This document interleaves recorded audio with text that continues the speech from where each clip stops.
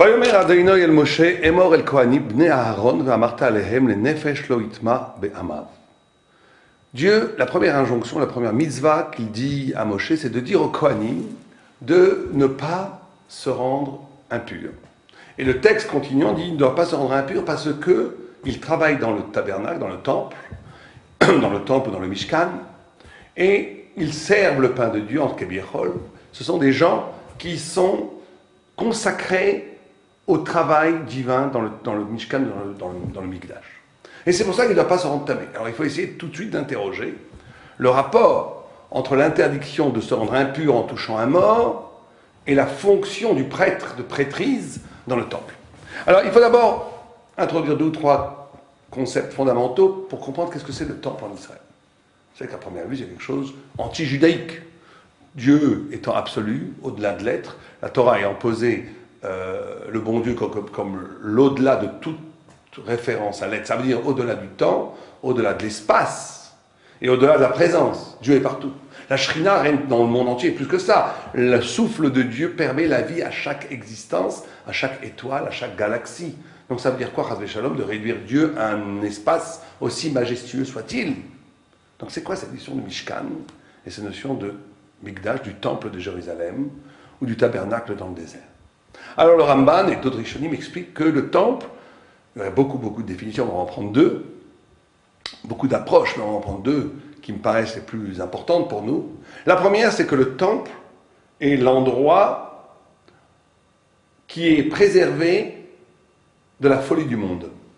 Il faut qu'un endroit reste pur comme avant la faute. Le tabernacle, le Aron HaKodesh, le Mikdash, le temple de Jérusalem, est un espace complètement métoukan, complètement rédimé, où la faute de Adam Arishon et la faute du veau d'or n'a pas prise. C'est-à-dire que c'est un espace complètement pur. Et donc, bien entendu, c'est pas, quand on dit que c'est la maison de Dieu, ça veut dire que c'est la maison où la divinité peut se révéler sans les filtres, sans les écorces, sans les clipotes, sans le brouillage, si on veut dire, si on emploie un mot, des ondes qui brouillent. On peut voir à Har-Habayit, on peut voir au Beth Amikdash, la manifestation absolue de la vérité. Et ça, c'est la première fonction du temple. La première fonction du temple, d'ailleurs, d'après le Rov des Rishonim, le tabernacle a été construit après la faute du veau d'or. C'est qu'après la faute du veau d'or, il y a une sorte de réduction phénoménale de la révélation. Le monde a été brisé. La faute du veau d'or, ce n'est pas juste une faute morale, c'est une faute métaphysique, a détruit l'accès à la vérité à partir du monde, à partir de la nature, à partir de l'espace profane. Et donc il a fallu inventer, ou plutôt Dieu a créé un espace complètement pur, préservé de la faute, où il y a la possibilité de rencontrer le visage de la divinité en toute pureté. Ça, c'est la première dimension du temple. Et vous savez que le Aron HaKodesh, qui est le Kodesh HaKodashim, qui est le Saint des Saints, au sein du temple de Jérusalem, avait le Aaron. Aaron, c'est l'arche sainte. Or, Aaron, si on l'inverse, ça fait Nora. Nora, ça veut dire la notion de la Naga, comment Dieu se déplace dans le monde, c'est ce qui est terrible, ce qui échappe à toutes les règles du monde. D'ailleurs, vous savez que le Aaron HaKodesh, j'en ai déjà parlé, il y avait un miracle constant, c'est qu'au Mishkan et même au temple, il fallait que l'espace entier du Oulam, l'endroit où était l'arche, soit de 20 amot, 20 coudées. Il fallait qu'il y ait 10 coudées à droite de l'arche, 10 coudées à gauche de l'arche, et l'arche faisait 1 coudée et demie de large, donc la Gemara dit c'est impossible, mathématiquement, physiquement, c'est impossible. La Gemara répond, Aaron eno minamida. Le Aaron ne prend pas de place. Ça, c'est la mida de Nora. C'est la mida de manifestation de Dieu qui n'obéit pas aux règles naturelles, physiques du monde. Et quand on arrive dans cet endroit, on voit la divinité sans le brouillage, sans le masquage de la nature et du monde réel. Et donc du monde présent plutôt. Et d'ailleurs, David Ameller dit une phrase terrible, il dit « Je ne comprends pas. Comment se fait-il que les méchants ont des belles voitures, ont l'air heureux, ont l'air en pleine forme, ont l'air d'une réussite, ont l'air d'être heureux, ont même l'air des fois d'être plus équilibrés que des personnes religieuses. Et quand je vois ça, dit David, je vais pratiquement tomber. C'est pas possible. Il y a une sorte de déséquilibre où le mal triomphe, où le mal incarne la bonne santé et le bonheur, et où le bien a l'air misken, pauvre, replié, dans l'ombre des Beth Midrash, on ne voit pas la splendeur de ça. Il dit, toutes ces questions vont me faire tomber jusqu'à la mort, jusqu'au moment où j'arrive au Beth Mikdash, où là je vois la Hanaga de Dieu dans sa pureté, et toutes les questions elles tombent. Je vois la vérité. Le Arizal nous dit que l'endroit du Beth Mikdash, c'est la sphira, c'est la sphère de Hod. Hod, ça veut dire de remerciement, mais ça veut dire, c'est comment Dieu se révèle au monde à partir d'un principe que l'homme, on lui donne ce qu'il veut. Ça, c'est très important à comprendre. Imaginez quelqu'un qui a travaillé chez vous, qui vous a fait, on vous a refait le salon, la cuisine, qui a tout refait, vous allez pour le payer, vous le payez, ça vous coûte 10 000 euros, 10 000 dollars, 100 000 shekels, ce que vous voulez. Il vous dit, non, moi ce que je veux, c'est ce petit collier là-bas. C'est un collier de verrerie qui vaut 5 shekels, qui vaut 1 euro. Je dis, mais ça vaut beaucoup plus que je veux te donner. Tu dis, non, mais moi ce qui m'intéresse, c'est cette verrerie. Vous savez que beaucoup d'Espagnols faisaient du trafic avec les Indiens d'Amérique, où ils leur prenaient de l'or et ils leur vendaient des verreries qui valaient rien du tout, parce que pour ces Indiens, c'est de la verrerie était une valeur suprême. Eh bien, au Beth Amikdash, c'est ce qu'on comprend. Que l'homme, on lui donne ce qu'il veut. Tu veux la Mercedes pour ta vie? Tu veux de l'argent pour ta vie? Bah, prends. Si c'est ça le mérite. Si tu veux échanger ton mérite spirituel avec un bien matériel, prends-le. Mais c'est comme si tu troquais $1 million pour un petit collier de 5 shekels. Tu es un idiot. À ce moment-là, David, au Beth Amikdash, il voit ça. Le Beth Amikdash, c'est l'endroit où la vérité, c'est clair, où on voit tout. Et ça, c'est la première fonction du Beth Amikdash. La deuxième fonction du Beth Amikdash, c'est une relation avec Dieu. Et la relation se passe de façon, là encore, tout à fait étrange, puisque Kebiechol, vous savez qu'il y a les 10 sphirotes, les 10 sphères kabbalistiques, qui sont représentées dans le temple. Chaque temple, il y avait les marches, les premières pages qui étaient Malchut. Chaque temple, on avançait dans le temple, on grimpait dans les sphirotes, dans les sphères, et quand on arrivait à la dernière sphira, qui est Keter, qui est la plus haute, qui est la couronne, qui est le Kodesh HaKodashim, qui est le Saint des Saints, là il y a le silence absolu qui règne, c'est l'absolu resplendeur, resplendissante lumière de Dieu, originelle qui apparaît. Et donc le temple est un escalier mystique, un escalier spirituel, où il y a un double mouvement, un mouvement de bas en haut et un mouvement de haut en bas. Toutes les bénédictions du monde passaient par le Beth Amikdash. C'est pour ça que quand on prie, il faut toujours prier vers le Beth Amikdash. La tfila passe par le Beth Amikdash, la prière passe par le Beth Amikdash, et la réponse de Dieu passe par le Beth Amikdash. Le Gaon de Vilna dit que le Yikar de la Géoula, va passer par le fait d'habiter la vieille ville, d'investir le lieu qui est proche du Beth Amikdash. L'étude de la Kabbalah, dit-il, et la deuxième chose, c'est la capacité d'investir la vieille ville de Jérusalem pour que la présence de la Torah y brille, pour qu'on puisse avoir un lien, parce que c'est là-bas que se joue le lien entre Dieu et les hommes. Et donc il y a un double mouvement. Un mouvement de haut en bas et de bas en haut. Dieu répond à l'homme par le Beth Amikdash. C'est pour ça qu'on prie. C'est pour ça que le texte nous dit aussi que si les non-juifs savaient l'importance du Beth Amikdash, si les Romains qui ont détruit le Beth Amikdash savaient l'importance du Beth Amikdash, tous les non-juifs pleureraient comme nous le 9 av. Ils s'assiraient par terre comme nous. Et le Tisha B'Av, le 9 du mois d'Av, ils pleureraient la destruction du Beth Amikdash, parce que toutes les bénédictions du monde, pas que pour les juifs, pour l'humanité entière, passaient par le temple de Salomon, le temple de Jérusalem. Et donc, ça c'est le mouvement de haut en bas. Mais il y a un autre mouvement de bas en haut qui lui est tout à fait étrange. On apporte des corbanotes, des sacrifices. Des fois c'est des sacrifices expiatoires, dont le propos premier est d'amener la kapara, l'expiation pour le fauteur. Mais la plupart du temps, les deux tamis, dans tous les cas qu'on apporte, c'est des korban holocauste, hola, où c'est simplement une offrande à Dieu. Et on apportait du pain, et on apportait de l'eau, et on apportait du vin, et des encens. Et les textes nous disent c'est comme des sujets qui apporteraient à manger et à boire Kebiechol à leur roi, le Dieu de l'univers. Alors ça aussi, ça devient encore plus incompréhensible. En quoi Dieu a-t-il besoin de nos... C'est lui qui crée toute la nourriture. Dieu n'est pas un être physique qui a besoin de nourriture, etc., etc. On ne comprend pas comment le avoda, le travail, doit passer par le fait qu'on apporte des victuailles sur le temple. Et là, on tombe peut-être le secret le plus important de la paracha. C'est que la paracha nous explique bien sûr que Dieu n'a besoin de rien. Ça, c'est évident. Mais une fois qu'il nous a demandé de faire des choses, ça dépend énormément de nous. Dieu n'a besoin de rien. Mais une fois qu'il a créé un système où le monde d'en haut dépend du monde d'en bas, alors nos actes ont une importance cardinale. Et la notion d'offrir à Dieu des corbanotes, c'est la notion qu'on ne peut comprendre, et ça je vous demande vraiment de réfléchir à cette idée, qu'on ne peut comprendre et qu'il n'y a pas de vraie spiritualité possible hors de l'acte vivant, existentiel de l'existence de la vie. C'est-à-dire que chaque l'acte de manger, l'acte de boire, l'acte de respirer, sont des actes où, au cœur même de ces actes qui ont l'air animaux, un acte animal, au cœur même de ces actes animaux se loge le secret le plus ultime de la vérité, de la spiritualité, de la sainteté et du lien avec Dieu.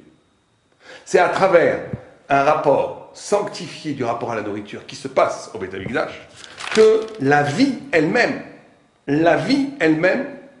est le lieu le plus profond du rapport à Dieu. Et ça, c'est une idée extraordinaire que le Maharal de Prague nous enseigne, c'est que la spiritualité n'est pas en dehors de la vie.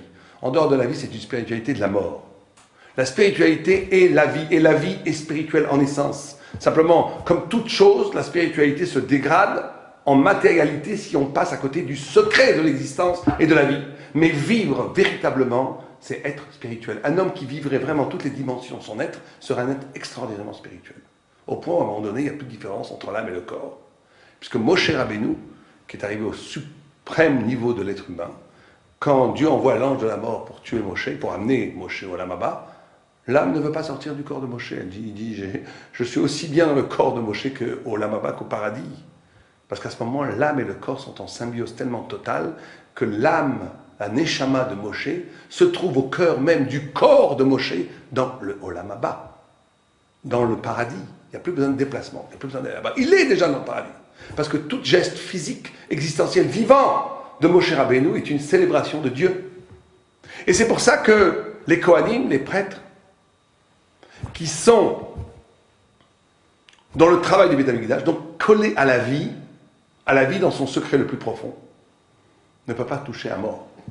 Ne peut pas toucher à mort. Quand on dit ils sont collés à la vie, et cette vie est éternelle, quand on dit que la vie est éternelle, quand on dit nous sommes éternels, nous sommes immortels, c'est parce que toute existence qui est collée à Dieu est par définition immortelle. Quand on dit immortel, éternel, c'est pas que le moment que je vis maintenant, il va vivre toujours. Il faut bien comprendre.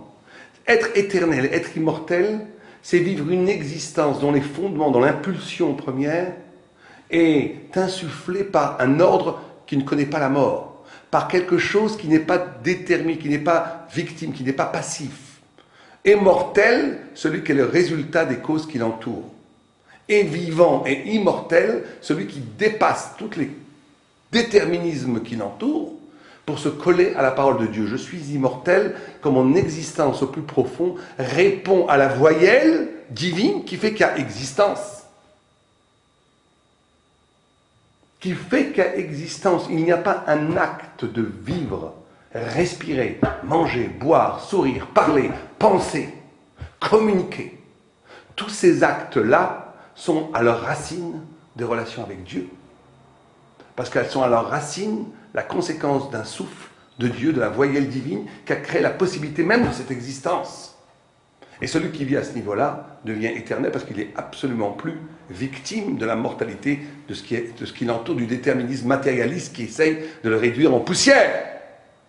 Et c'est pour ça que les Kohanim n'ont absolument pas le droit de toucher à la mort. Parce que la mort, c'est lié à la Touma. La mort, c'est quelque chose de bidievel. La mort ne devait pas exister. La mort vient de la faute. La mort, c'est l'échec. La mort, c'est la non-vie. La mort, c'est la non-communication avec Dieu. Celui qui est véritablement avec Dieu ne meurt pas. Ne meurt jamais. Et donc le Kohen, qui est en communication profonde, comme le texte nous dit, comme la paracha nous dit, il ne se rendra pas tamé car il offre le pain à Dieu. Ça veut dire qu'il est en communication avec la vie totale, la vie par excellence. Et celui qui est en connexion avec la vie totale et la vie dans la Torah, Tahara, qui est la pureté, est liée à la notion de fenêtre. Une Tahara, ça vient pour racine étymologique, la fenêtre, la lumière, la transparence, la fluidité, ça passe. Alors que la Touma a pour racine étymologique Toum, ça veut dire, un Toum, c'est celui qui est caché, qu'on ne voit pas si c'est une femme ou un homme, tout est caché.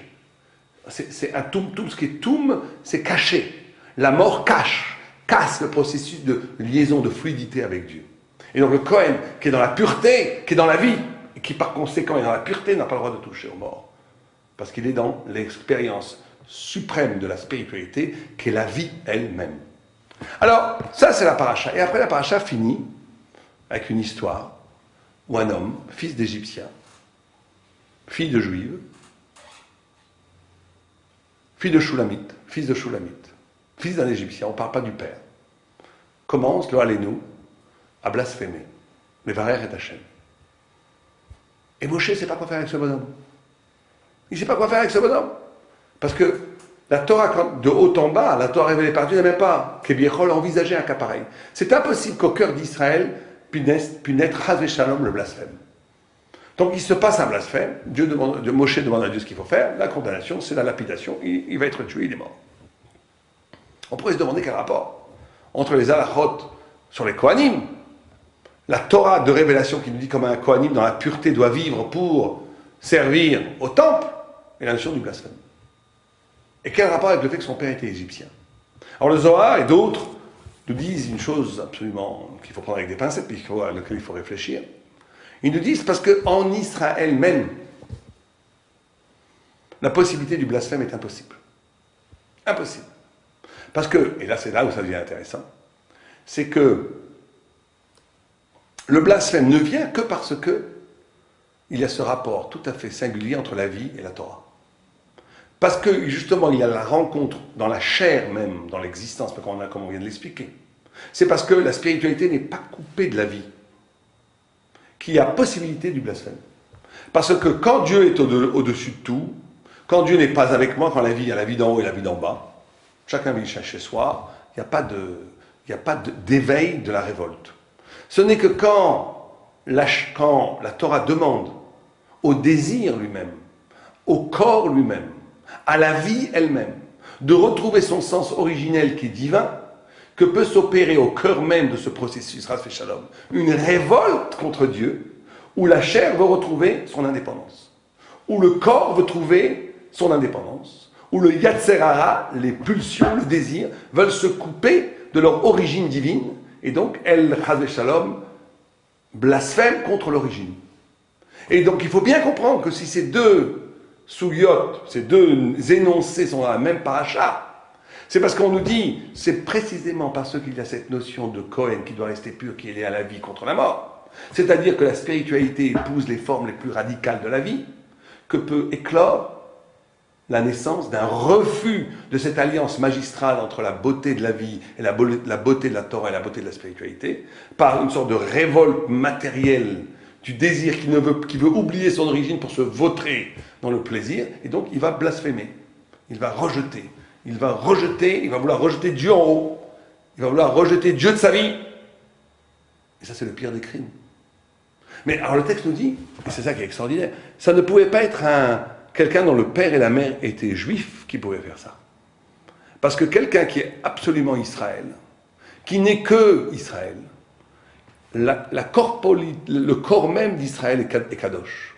Le fait même, la facticité du peuple juif est kadosh. L'existence même du peuple juif est kadosh. Et donc, cette doucha, cette sainteté, fait qu'il n'y a pas de conflit radical entre le corps et l'âme. Mais quand rentre en Israël, et il y a aussi sa fonction, il y a aussi une fonction à ça, quand rentre en Israël un corps étranger, une partie du corps étranger, son père était égyptien, donc, à partir de cette intrusion d'un corps étranger, le corps étranger va se révolter. Parce que ce corps étranger, même si au niveau de l'esprit il a compris, et il veut, le corps étranger va être un problème. Va être un problème dans la possibilité d'incarner de façon existentielle la Torah. Et donc ça peut susciter, générer, c'est le danger des personnes dont l'origine corporelle n'est pas juive, même s'ils ont une âme aussi juive que n'importe qui. Mais c'est le danger, parce qu'à partir de ce moment-là, il peut y avoir c'est leur travail de ne pas tomber Chas Shalom dans la chute où le corps, à un moment donné, ne reconnaît plus l'existence. Et comme le corps ne reconnaît plus l'existence, c'est une expérience divine, une existence divine qui est demandée à un corps matériel, humain, animal. Là, il y a tentation, Chas Shalom, de blasphémer. Et c'est là qu'il faut dire stop. Il faut dire Chas Shalom, s'il va falloir Mekadesh, sanctifier le corps. Alors, quand on dit ça, ce n'est pas Chas Shalom, c'est toute personne, tout juif doit se poser ces questions, parce que malheureusement, le corps étranger peut être rentré en chacun d'entre nous. Je ne parle même pas d'un point de vue génétique, grand-père, arrière-grand-parent, on ne sait pas, personne ne peut savoir exactement ses origines. Il y a eu toutes sortes dans l'histoire d'Israël, toutes sortes d'introductions de corps étrangers, d'ailleurs qui est bien. On dit qu'une des raisons de l'exil, c'est d'amener des convertis dans Israël, parce que ça amène les étincelles, les étincelles de sainteté qui étaient éparpillées parmi les nations, etc., etc. Donc c'est fondamental d'intégrer en Israël le corps de 70, de représentation des 70 nations. C'est fondamental dans la Kabbalah, c'est fondamental. Mais il en ressort de ça qu'il y a une possibilité de révolte. Au cœur même d'Israël, c'est ce qu'on appelle la notion du Erev Rav. Mais le Erev Rav, ce n'est pas des personnes. Le Erev Rav peut être en chaque juif. Le Harizal dit que deux frères jumeaux, naissant de la même mère, l'un peut être un Neshamat Israël Elion et l'autre peut être un Erev Rav. Donc ce n'est pas héréditaire. C'est une question de, à partir du moment que le Erev Rav, le corps étranger, s'est inscrit en Israël, il y a une possibilité, Chas v'Shalom, de vivre comme identité juive Erev Rav. Et c'est ce Erev Rav, cette étrangeté corporelle, qui va créer un rejet de la divinité incrustée dans la Torah, dans le corps et dans l'existence, et qui peut, Chas v'Shalom, déboutir à des blasphèmes. Lo Aleinu. Et donc, sur ces problématiques de vie, d'existence liées intimement à la volonté de Dieu, la capacité de rendre kadosh, saint, le corps, c'est toutes ces parachutes qui parlent des Kohanim et du temple et du tabernacle, sont des parachutes qui nous poussent nous-mêmes à devenir nous-mêmes le tabernacle. C'est ce qui nous est demandé pendant ces Shabbats. Il faut inviter des invités, il faut inviter des pauvres à table, il faut rendre la vie, partager le pain, partager le vin, partager la joie du Shabbat, partager les moments d'existence réelle avec nos amis, avec les gens qui ont besoin, faire la tzedaka, aider les gens autour de nous, c'est des gestes concrets d'existence qui font scintiller la divinité qui est en chaque juif. Amen. Shabbat shalom.